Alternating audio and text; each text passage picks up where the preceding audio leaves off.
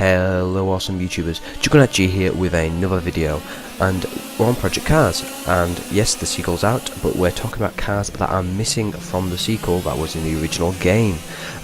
There's 30 cars roughly that I have found, and if there is any I've missed, please let me know. But starting off, we have the shifter cart. It is a 125cc two-stroke engine as far as I'm aware, and fully manual, obviously gears, and I'm glad it's left because it's been replaced by a direct drive two-stroke engine, and I prefer it because the thing with the two-stroke shifters is in real life they're only driven on the bigger layouts of the karting tracks, as they're just too fast to be used for the smaller layouts.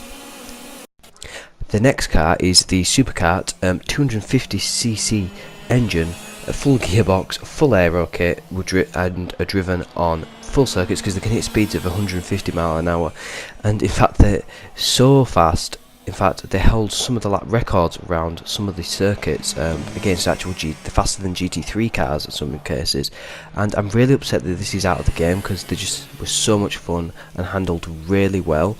I hope they add them again, because I mean this was kind of its own category as well. It wasn't because there was a lack of variation, there's just supercars, so there isn't really any reason it's gone, so I'm really sad, to be honest, it's gone. The next car is the Aerial Atom. This car kind of almost revamped track day cars again. It brought loads of track day cars came out after it. There's 3 in this game, and sadly none of them are in it. There's the standard Aerial Atom, the Aerial Atom 500, which has a V8 engine and beefed up aero package, and there is the Aerial Atom Mugen, which is the 10th anniversary Aerial Atom effectively.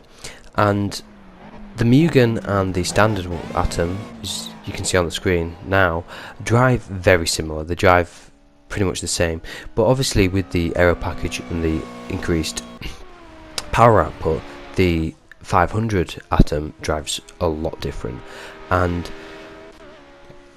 it handled quite well, to be honest, in the first game, but I'm more confused as to why they didn't put it in, unless they lost license with Aerial, as there is no Aerial cars in the sequel. That might be the reason, but I'm a bit upset because there's no reason to. Some of these cars have left because they're kind of on their own in the category. There's nothing to go with, but this has the Caterham and the BSC Mono, so it's really odd why this car hasn't reappeared, and it might come back. Or they might be waiting to bring a new Aerial, who knows, but I do hope we will see Aerial again in the future of Project Cars. The next car is the Alpine A450 Oreca 03 car, and this car was first introduced and built in 2011, and it was introduced at the 12 Hours of Sebrings and run by Nissan, so Nissan is normally badged under this car. And I'm quite shocked why it's not in the sequel, because there's a lot of LMP2 cars, but I think the biggest reason is it's outdated in comparison to the other LMP2 cars, and to be honest it doesn't bother me because there's other LMP2 cars available to it, and it kind of drove like the other LMP2 cars in the first game. So it doesn't really bother me that this one isn't in the sequel.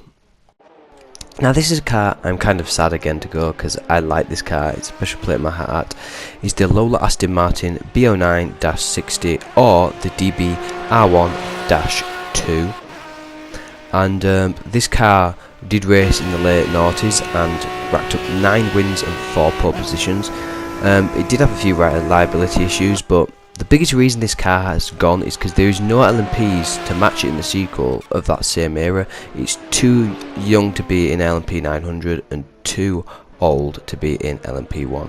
Sadly really, because it was one of my favourite LMP 1 cars in the first game, as it sounded good and drove pretty well, to be honest. The Aston Martin Rapide S hydrogen car was set to be the first ever car to have a zero emissions lap, and it was also set to be the first hydrogen race car. It is a GT4 car and it's considerably quick in a straight line, a bit slow in the corners, and I didn't really use it, and it was in a one-off race at the Nürburgring 24 Hour, so you can kind of see why this was not in the sequel. The Audi R18 TDI is a successor to the R15 and the first of the closed cockpit cars. It won 18 wins, 2 of them at Le Mans, 14 poles, had a horrific crash in 2011, and again, it's in the same scenario as the Aston Martin, too old to be in the new cars, too young to be in LMP 900, but if you do want to drive it, just remember it is in Gran Turismo Sport.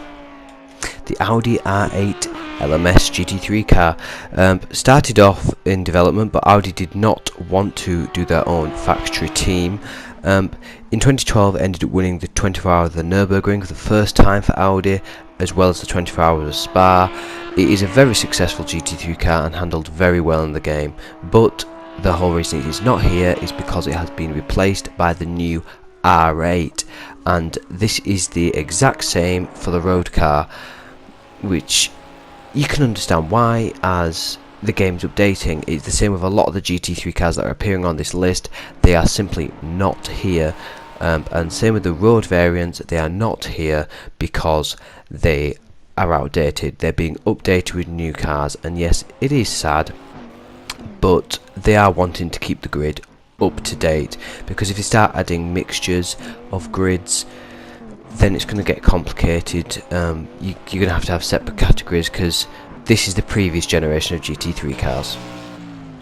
The Caper Monterey stock car, a fictional car apparently made by Slightly Mad Studios, based off what I think is a 90s stock car, and I'm shocked really it's not in the sequel, as there is now ovals. It's the whole reason I didn't really drive this car, and it means there's only one type of NASCAR, but maybe they didn't want to have one old car, one new NASCAR. Maybe they're wanting to add more new NASCARs, who knows, but since they made it, it's a bit odd to see why it is not in the sequel. The E92 M3 GT2 car, it became a GT3 car once GT2 kind of ended, and this again has been replaced by the M6, which again makes sense because they are updating the GT3 category, though in the first game this was probably one of the more again reliable GT3 cars to drive, and again it is kind of sad. Thank you all for watching, guys. I've had to split this up into multiple parts as there's just far too many cars to go through, but please give it a like if you would like to see part 2 and carry on this kind of sad list. But thank you all for watching.